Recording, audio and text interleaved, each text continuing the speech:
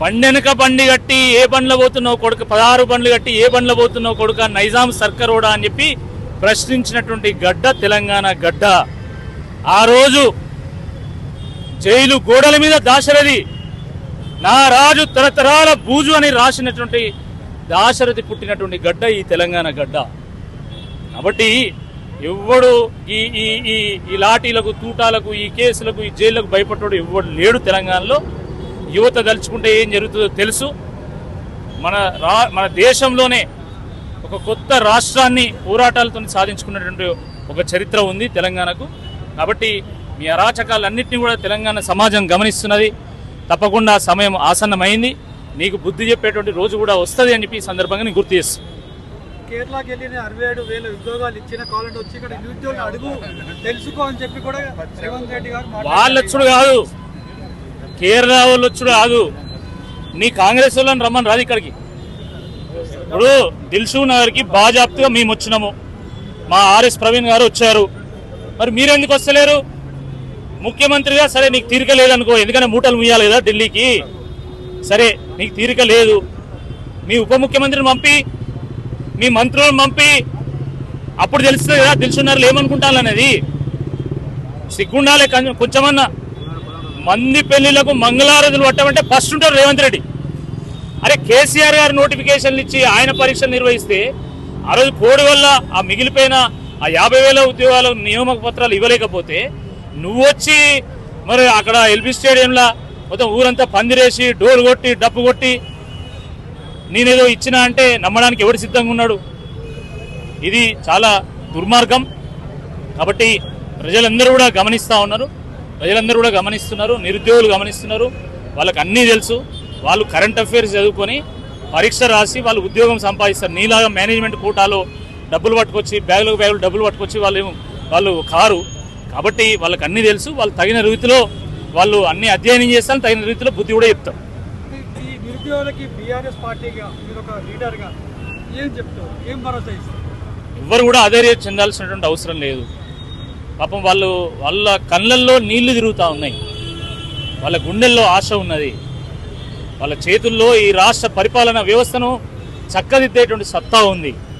కాబట్టి మాకు అవకాశం ఇవ్వండి అని చెప్పి వాళ్ళు నెత్తి నోరు మొత్తుకున్నా కూడా ఈ ప్రభుత్వం స్పందిస్తలేదు. కాబట్టి చాలామంది పాపం వాళ్ళు ఊరికి పోలేక, సమాజాన్ని ఎదుర్కోలేక, ఇక్కడ ఈ హాస్టల్ గదుల్లో ఇరుకైనటువంటి గదుల్లో ఉండలేక, ఊపిరి తీసుకోలేక నానా ఇబ్బందులు పడుతున్నారు, నరకయాతను అనుభవిస్తూ ఉన్నారు. సమాజం కూడా వాళ్ళు ఏదో తప్పు చేసిన వాళ్ళుగా చూస్తూ ఉన్నది. వాళ్ళందరూ కూడా మేము విజ్ఞప్తి చేస్తున్నాము, మీరు పోరాటం చేయండి, పోరాడితే పోయేదేం లేదు, బానిస సంఖ్యలు తప్ప మేము మీకు మద్దతుగా నిలుస్తాము. ఒకవేళ ఈ 2 నెలల్లో కూడా మనకు ఫలితం రాకపోతే రాబోయేది మా ప్రభుత్వమే. 100కు 100% ఈ నిరుద్యోగులను కాపాడుకుంటాము. అవసరమైతే ఏజ్ రిలాక్సేషన్ ఇచ్చైనా ఈ రోజు ఉన్నటువంటి నిరుద్యోగులందరితో కూడా పరీక్షలు రాయించి మళ్ళీ రిక్రూట్మెంట్ చేసే విధంగా మా ప్రణాళిక ఉంటుందని చెప్పి ఈ సందర్భంగా నేను వారికి ఒక ధైర్యాన్ని ఇచ్చేటువంటి ప్రయత్నం చేస్తున్నాను.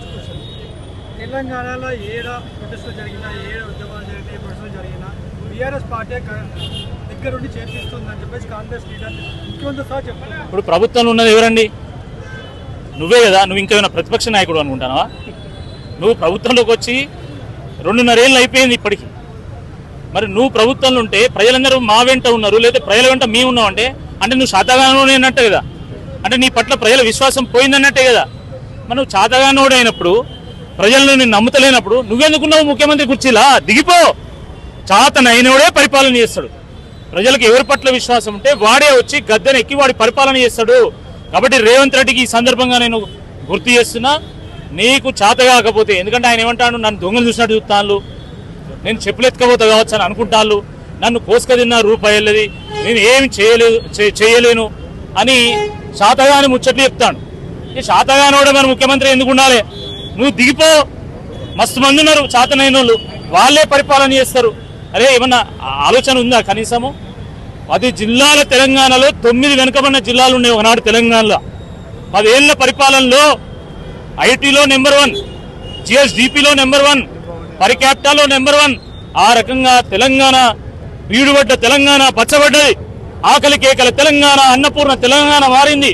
బొగ్గుబాయి, దుబాయి, బొంబాయి బతుకులు కాస్త ఈరోజు బాగుపడితే ఓర్చుకోలేనటువంటి నువ్వొచ్చి ఈరోజు బుల్డోజర్ పాలన తీసుకొచ్చి భూముల పాలన తీసుకొచ్చి లౌచర్లో భూములు గుంజుకొని ఫ్యూచర్ సిటీలో కుంభకోణాలు చేసి రాష్ట్రాన్ని అధోగతి పాలు చేస్తా ఉన్నావు. ఇవన్నిటిని కూడా ప్రజలు గమనిస్తా ఉన్నారు. ప్రజలు చైతన్యవంతులు. ప్రజలు సరైనటువంటి సమయంలో తప్పకుండా నీకు బుద్ధి చెప్పే విధంగా స్పందిస్తారని చెప్పి మరొకసారి గుర్తు చేస్తున్నా. రూపాయి లేదని చెప్పేసి అంటున్న వ్యక్తి లక్ష కోట్లు ఖర్చు పెట్టి పూర్తి డెవలప్ చేస్తా, మహాత్మా గాంధీ స్టాచ్యూ పెడతా అని చెప్పి మాట్లాడుతున్నారు. ఇప్పుడు లక్ష మీ దగ్గర డబ్బులు లేకపోతే మరి హైదరాబాద్ నుంచి నల్గొండకి హెలికాప్టర్ ఎట్లా పోతాను మీ మంత్రులు? ఒక్కొక్కటి 70,000 చెప్పులు, ₹1,00,000 షర్ట్ ఎట్లా వేసుకుంటున్నారు? నిరుద్యోగులు 500 పెట్టి షర్టు కొనుక్కుందాం అంటే డబ్బులు లేనటువంటి ఒక పరిస్థితి. మరి మీకు ఇవన్నీ డబ్బులు ఎక్కంచెలు వస్తున్నాయి, ఈ విలాసాలు ఎక్కంచెలు వస్తున్నాయి. 70 సార్లు ఢిల్లీ పోతుంది, ఎట్లా పోతున్నావు?